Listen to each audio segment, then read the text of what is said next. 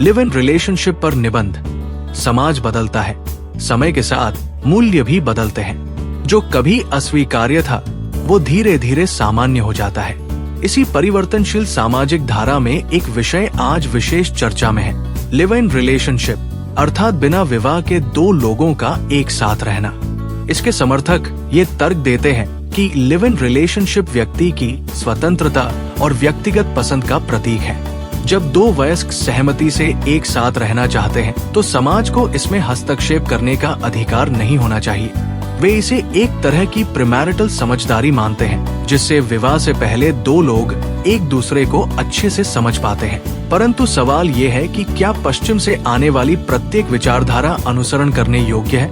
इसलिए हमें live in relationship को कई दृष्टिकोणों से देखना होगा, कानूनी, सामाजिक, नैतिक और व्यक्तिगत। परंपरावादी सामाजिक दृष्टिकोण। भारतीय संस्कृति में विवाह केवल दो लोगों का मिलन नहीं, दो परिवारों का, दो संस्कृतियों का और दो कुलों का एक पवित्र बंधन होता है। रामायण से लेकर महाभारत तक विवाह को धर्म और कर्तव्य की दृष्टि से देखा गया है। जब तक विवाह संपन्न नहीं होता, दो व्यक्तियों का सहजीवन समाज के लिए स्वीकार्य नहीं होता। ग्रामीण भारत में तो ये विचार लगभग वर्जित है। शहरी भारत में भले ही लिव इन बढ़ रहा हो, परंतु वहाँ भी इसे अक्सर गुप्त रखा जाता है। इस दृष्टिकोण से लिव इन संबंध संस्कार विहीन, दायित्व विहीन और अस्थायी माने जाते हैं। पारंपरिक सोच मानती है कि ऐसे संबंध सामाजिक विघटन, पारिवारिक विघटन और सांस्कृतिक शरण को जन्म देते हैं। कानूनी और संवैधानिक दृष्टिकोण। भारतीय संविधान का अनुच्छेद 21 प्रत्येक नागरिक को गरिमामय जीवन और निजता का अधिकार देता है। इसी अधिकार के अंतर्गत सुप्रीम कोर्ट ने लिव इन को जीवन शैली के रूप में स्वीकार किया है। भारतीय न्यायपालिका ने भी ये स्पष्ट किया है कि यदि दो बालिग अपनी इच्छा से साथ रहना चाहें तो वो अवैध नहीं है। सुप्रीम कोर्ट ने कई मामलों में ये भी कहा है कि लिव इन में रहने वाली महिला को पत्नी जैसे अधिकार मिल सकते हैं यदि संबंध दीर्घकालिक और स्थायी हो। परंतु यही संविधान अनुच्छेद 51A में नागरिकों के लिए मूल कर्तव्यों का उल्लेख भी करता है, जिसमें भारतीय संस्कृति की गरिमा का संरक्षण करना शामिल है। लिव इन रिलेशनशिप वास्तविक आकलन। लिव इन रिलेशनशिप को व्यक्तिगत स्वतंत्रता, आधुनिक सोच और विवाह पूर्व समझदारी के रूप में प्रस्तुत किया गया है।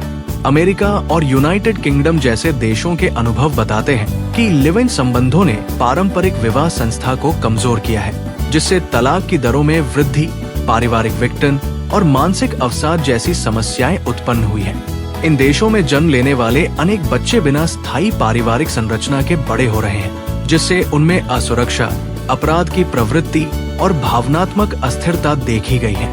जब रिश्ते सामाजिक मान्यता और जिम्मेदारी से रहित हो जाते हैं तो उनमें स्थायित्व और उत्तरदायित्व की भावना कम हो जाती है, जिससे समाज में नैतिकता और अनुशासन का ह्रास होता है। निष्कर्ष, live in relationship Bharatiya Samaj में एक उभरती हुई वास्तविकता है, जिसे नजरअंदाज करना अब संभव नहीं।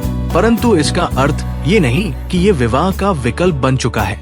विवाह जहाँ सामाजिक सुरक्षा और सांस्कृतिक स्वीकृति देता है, वही लिव इन व्यक्ति की स्वतंत्रता पर आधारित है।